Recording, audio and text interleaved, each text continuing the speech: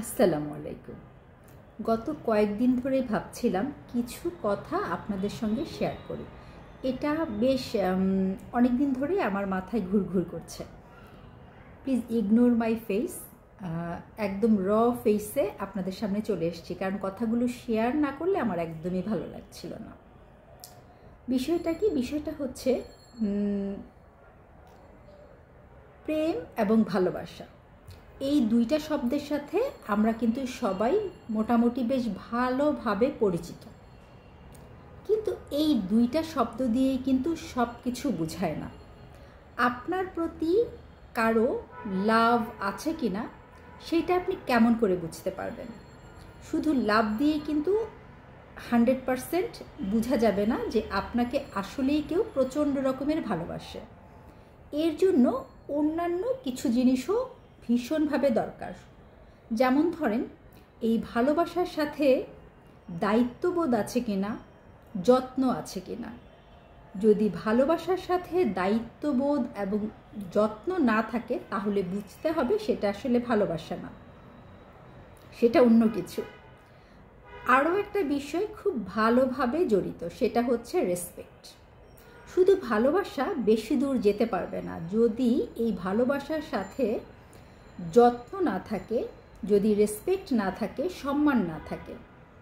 অনেক সেলিব্রিটিদের অনেক ইন্টারভিউ আমি দেখেছি, আপনারাও নিশ্চয়ই দেখেছেন। খেয়াল করবেন, অনেক ডিভোর্স হয়ে গিয়েছে, অনেক বছর একসঙ্গে চলার পর দুইজন আলাদা হয়ে গিয়েছে। তার একটা মাত্র রিজন, তাদেরকে জিজ্ঞেস করা হলে বলেছে বন্ধুত্বটা কোথাও যেন হারিয়ে যাচ্ছিল, বন্ধুত্বটাকে ভীষণভাবে মিস করছিল।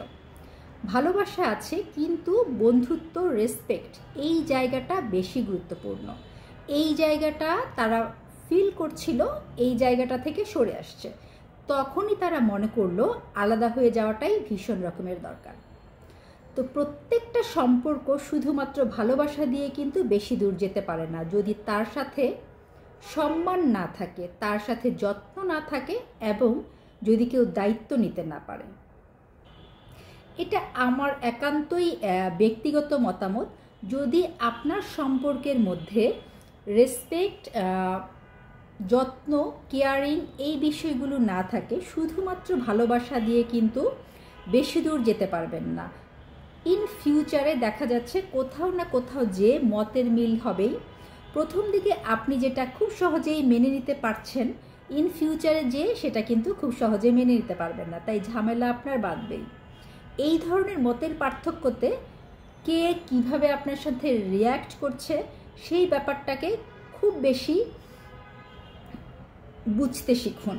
যদি মতের পার্থক্য হতে থাকে ভীষণ রকমের এবং আপনার কোনো চিন্তাভাবনাকে সম্মান জানানো না হয়, আপনাকে সবসময় দমিয়ে রাখার চেষ্টা করা হয়, সেটা কিন্তু আসলেই ভালোবাসা না। সো শুধুমাত্র ভালোবাসা দিয়ে কোনো সম্পর্ক সুন্দর হয় না। একটা সম্পর্ককে দীর্ঘস্থায়ী করতে গেলে, সুন্দর করতে গেলে, হেলদি করতে গেলে তার সাথে কিন্তু আর অনেক কিছু চলে আসে। ধন্যবাদ সবাইকে। সবাই সুস্থ থাকবেন, নিরাপদে থাকবেন এবং যার যার সম্পর্ককে ভীষণভাবে যত্ন করতে শিখুন, আগলে রাখতে শিখুন, একজন আরেকজনকে সম্মান করতে শিখুন। আল্লাহ হাফেজ।